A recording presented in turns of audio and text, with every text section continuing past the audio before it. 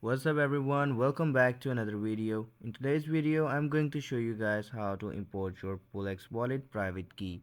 Now to do this the process is really simple, quick and easy. Just follow the steps I'll show you guys in this video.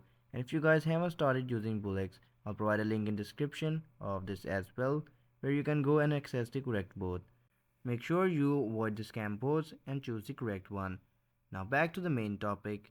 This is the main interface of Bullx. And once you're on the main interface of Bullx on the left side, you will see this bar. And from here we will head over to our wallet manager. And once you open up your wallet manager, here as you guys can see my wallet was generated more than 24 hours ago. So that private key icon option is not available. So what we can do here is if we can create a new wallet. Now within 24 hours I'll be able to download its private key. Just like that, on above you can see this icon popping up. We'll click on it and from there we can easily download it. To download we can simply click on this icon and this option would pop up. Simply click on the download button and save it somewhere safe. And once we have successfully downloaded our private key, we can go and open up its location like here, and we'll open it with notepad just like that. And now as you guys can see on the left side, this is my wallet's address, and on the right side this is its private key.